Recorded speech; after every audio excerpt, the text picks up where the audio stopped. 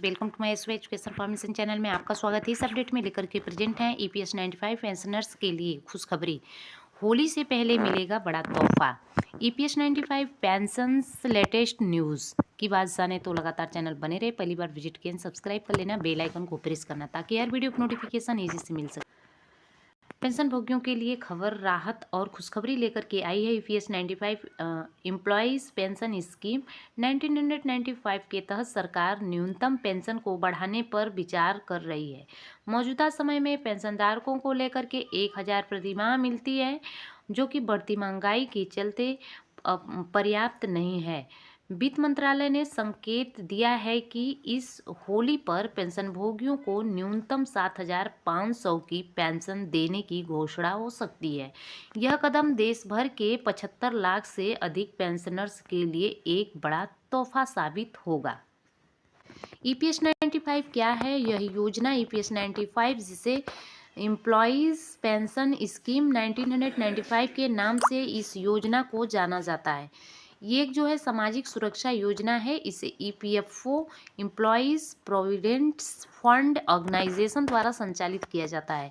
इस योजना का उद्देश्य संगठित क्षेत्र के कर्मचारियों को रिटायरमेंट के बाद वित्तीय स्थिरता प्रदान करना है।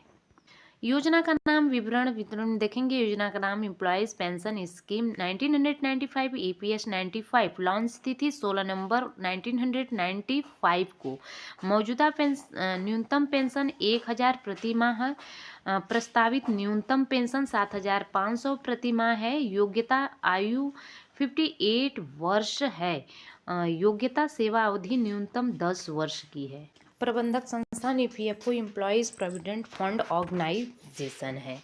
ईपीएस 95 पेंशन वृद्धि मुख्य बिंदु है। न्यूनतम पेंशन में वृद्धि की मांग ईपीएस 95 पेंशन नेशनल एग्रीटेंशन कमेटी और अन्य संगठनों ने सरकार से न्यूनतम पेंशन को 7,500 तक बढ़ाने की मांग की है। महंगाई भत्ता डीए पेंशनभोगी केवल पेंशन वृद्धि ही नहीं बल्कि महंगाई भत्ते में मुफ्त चिकित्सा सुविधाओं की भी मांग कर रहे हैं।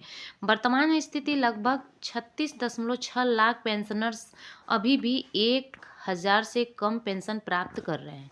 सरकार की प्रतिक्रिया। वित्त मंत्री निर्मला सीतारमण ने इस मांगों पर सहानुभूतिपूर्वक विचार करने का आश्वासन दिया है।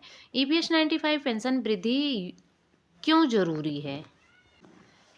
पिछले कुछ वर्षों से महंगाई भत्ते में तेजी में वृद्धि हुई है, और जिससे कि रिटायर कर्मचारियों के लिए अपनी दैनिक आवश्यकताओं को पूरा करना मुश्किल हो गया है। मौजूदा 1000 की न्यूनतम पेंशन न केवल अपर्याप्त है बल्कि वह वरिष्ठ नागरिकों को सम्मानजनक जीवन जीने में भी असमर्थ बनाती है। मुख्य समस्याएं क्या है? कम राशि। वर्तमान में जो है अधिकांश पेंशनर्स को 1000 से भी कम राशि मिल रही है। चिकित्सा सुविधाओं की कमी।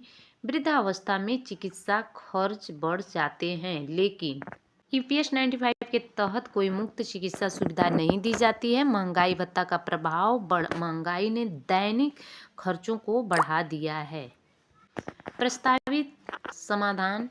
न्यूनतम पेंशन को 7,500 तक बढ़ाना, महंगाई भत्ता डीए जोड़ना, मुफ्त चिकित्सा सुविधाएं उपलब्ध कराना। ईपीएस 95 में योगदान और लाभ।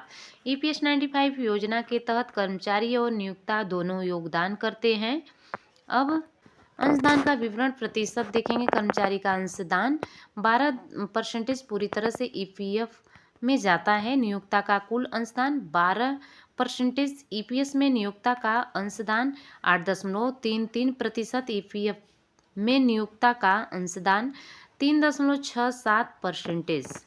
की मूल गणना के हिसाब से आप देख सकते हैं, आपके सामने स्क्रीन पे है, तो इस तरह से आप देख सकते हैं। यहाँ पे 70 से मल्टीप्लाई करके आप यहाँ पे निकाल सकते हैं। तो पेंशन का योग वेतन पिछले 60 महीनों का औसत वेतन जो है पेंशन योग्य सेवा कुल सेवा अवधि सामने।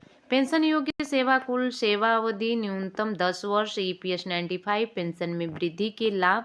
वित्तीय स्थिरता। उच्च पेंशन राशि वृद्धि नागरिकों को आर्थिक स्थिरता प्रदान करेगी। जीवन स्तर में सुधार। यह कदम वरिष्ठ नागरिकों को एक सम्मानजनक जीवन जीने में मदद करेगा। चिकित्सा खर्चों का प्रबंध, मुफ्त चिकित्सा सुविधाओं में वृद्ध अवस्था में स्वास्थ्य संबंधी खर्चों को कम किया जा सकेगा। मौजूदा और प्रस्तावित स्थिति की तुलना। फैक्टर्स, मौजूदा स्थिति, प्रस्तावित स्थिति। न्यूनतम ईपीएस 95 पेंशन 1000, स्थिति क्या है 7500 की। अधिकतम ईपीएस 95 पेंशन 7500, 10,000, 50। एंड योगदान वेतन सीमा 15,000, 21,000। सरकार और संगठनों की भूमिका क्या है, तो देख सकते हैं यहाँ पर EPS 95 NAC national agitations committee ने पिछले कई वर्षों से इस मुद्दे पर जोर दिया है। जनवरी 2025 में वित्त मंत्री निर्मला सीतारमण के साथ बैठक के दौरान इन मांगों पर चर्चा हुई है। संगठन की मांग न्यूनतम 7,500 की मासिक पेंशन, महंगाई भत्ते, डीए का प्रावधान, मुफ्त चिकित्सा सुविधाएं। सरकार की प्रतिक्रिया। वित्त मंत्री ने इन मांगों पर विचार करने और समाधान निकालने का आश्वासन दिया।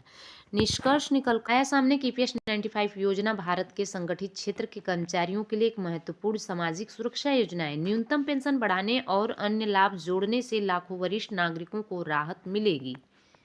डिस्क्लेमर में कहेंगे कि यह जो है वीडियो जानकारी के लिए रिपोर्टर्स पर आधारित है। हालांकि सरकार ने अभी तक जो है आधिकारिक रूप से इस योजना की घोषणा नहीं की है।